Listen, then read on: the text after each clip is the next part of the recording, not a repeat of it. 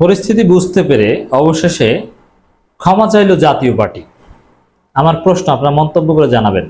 জাতীয় পার্টি যে অপরাধ করেছে, যে মাত্রায় দালালি করেছে, এই গৃহপালিত তথাকথিত সাবেক এই প্রধান বিরোধী দল আওয়ামী লীগের এই চামচা, আওয়ামী লীগের পাচাটাই গোলাম, এই অপদার্থ এই পার্টিটাকে, এই বেঈমান এই ভারতের দালাল পার্টিটাকে ক্ষমা চাইলো, আপনাকে ক্ষমা করবেন? মন্তব্য করে জানাবেন। আমরা বিষয়টা বিশ্লেষণ করব। জাতীয় পার্টি বুঝতে পেরেছে যে তাদের জনগণ অ্যাকসেপ্ট করবে না, বরং আমরা যেভাবে কথা বলে শুরু করেছিলাম ভোট পাবে না, এটা তো জাতীয় পার্টি এমনিতেই জানে। জাতীয় পার্টি ভোট নাই কমপক্ষে 15 বছর যাবত, অথবা আমরা যদি আরো সুনির্দিষ্টভাবে বলি, এরশাদের পতনের পর জাতীয় পার্টি কোনো ভোট নাই, যা পেয়েছে সব আওয়ামী লীগ দিয়েছে। কিন্তু রাজনীতি একটা গুরুত্ব ছিল। এখন জিএম কাদের বা জাতীয় পার্টি যেটা দেখেছে যে ডক্টর ইউনূস ডাকে, বঙ্গভবনে দাওয়াত পায়, এর মানে রাজনৈতিক দল হিসেবে তারা মূল্যায়ন পায়। আওয়ামী লীগ এবং 14 দলের মতো নেগেটিভ ট্রিটমেন্ট পায় না, অন্য দলের মতো মূল্যায়ন পায়। এখন আমরা যেভাবে কথা বলা শুরু করেছিলাম, এতে এই রাস্তাটাও বন্ধ হয়ে যেতে পারত। এর মানে সামনে হয়তো বা সব রাজনৈতিক দলকে ডাকলো, জাতীয় পার্টিকে সরকার ডাকতো না ফেসিবাদের দোষর হিসেবে। মানে এরকম একটা পরিস্থিতি বুঝতে পেরেছে। ভোট জনগণের কাছে গ্রহণযোগ্যতা ওটা এমনিতেও পাবে না, ওটা আগেই গিয়েছে। মানে এই সরকারের কাছেও কোনো গ্রহণযোগ্যতা পাবে না, মিডিয়াগুলো এক পর্যায়ে ডাকলে কিনা না আসে তাদের প্রেস কনফারেন্স কিংবা তাদের প্রোগ্রামে। মানে এরকম একটা পরিস্থিতি উপলব্ধি করে জাতীয় পার্টি ক্ষমা চেয়েছে। এখন ক্ষমা করা যায় কিনা আমরা একটু দেখি তার বক্তব্যটা, কিভাবে ক্ষমা চেয়েছে। এটা কি ক্ষমা, না জনগণের ক্ষোভ প্রশমন করার জন্য একটা কিছু? ক্ষমা চাওয়ার ধরনটা কি?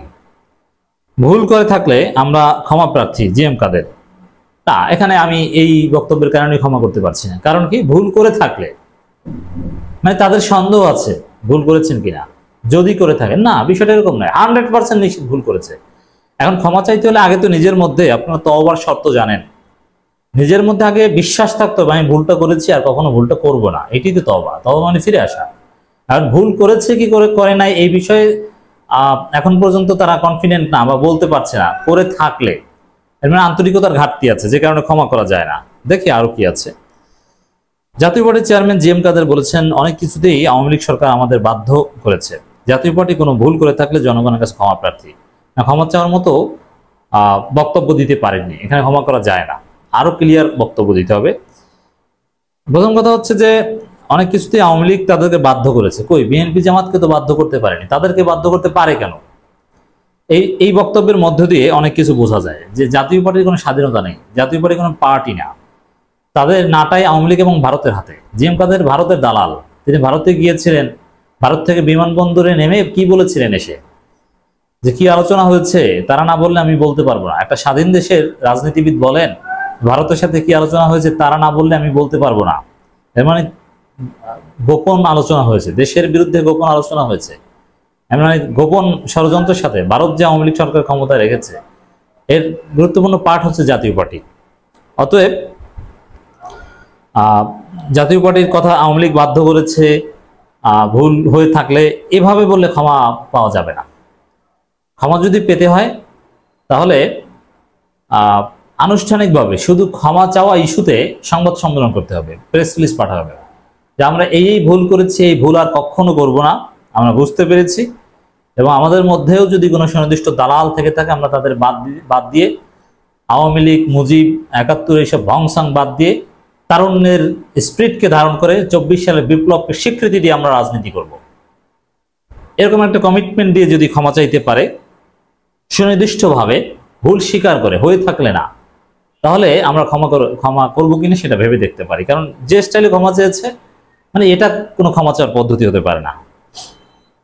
ঈদে মিলাদুন্নবী সাল্লাল্লাহু আলাইহি ওয়াসাল্লাম উপলক্ষে এক আলোচনা সভা দোয়া মাহফিলে তিনি কথা বলেন। জিএম কাদের বলেন, অন্যায়ভাবে আমাদের দিয়ে অনেক কিছু করানো হয়েছে। এই কথাটা তারা কি একেবারে রোবট? করতে বলবে আর করবে? বিএনপি জামাতকে করাতে পারেনি অন্যায়ভাবে, আর তাদেরকে করাতে পেরেছে। এটা হাস্যকর কথা। আমাদের উপর অন্যায় নিপীড়ন করা হয়েছে, এটা একটা মিথ্যা কথা। কি নিপীড়ন করা হয়েছে? আপনাদের কাউকে গ্রেপ্তার করা হয়েছে না, অথচ বিএনপি জামাতের হাজার হাজার লোককে হত্যা করা হয়েছে, গুম করা হয়েছে, গ্রেপ্তার করা হয়েছে, মামলা দেওয়া হয়েছে, অথচ জাতীয় পার্টি কোনো ভোগান্তির সম্মুখীন বা নিপীড়নের শিকারই হয়নি। জাতীয় পার্টি আর চরমনে এই দুইটা দল আওয়ামী লীগের কাছ থেকে সর্বোচ্চ অ্যাডভান্টেজ পেয়েছে। অতএব তারা যদি বলে আমরা মজলুম, এটা হাস্যকর। আমাদের জনগণের আমরা জনগণের পাশে ছিলাম এবং আছি, আমরা কোনো ভুল করে থাকলে জনগণের কাছে ক্ষমা প্রার্থী। না, জনগণের পাশে ছিলাম এবং আছে, এই কথাটা একটা অধ্যতপূর্ণ কথা। বলতে হবে আমরা এখন থেকে জনগণের পাশে থাকব। জনগণের পাশে ছিল না, আওয়ামী লীগের পাশে থেকে জনগণের পাশে থাকে কিভাবে?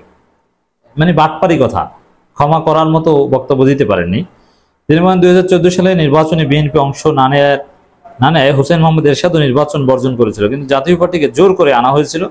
2014 সালের পর থেকে জাতীয় পার্টিকে 2 ভাগ করে ব্ল্যাকমেইল করা হয়েছে। দেখেন, এই বিষয়টাকে আমরা একটু ক্ষমাসুন্দর দৃষ্টিতে দেখতে পারি, কারণ 14 সালে জাতীয় পার্টিকে বাধ্য করা হয়েছে, এরশাদকে হসপিটালে ভর্তি করা হয়েছে এবং পরবর্তীতে এরশাদ এটা বলে দিয়েছিলেন।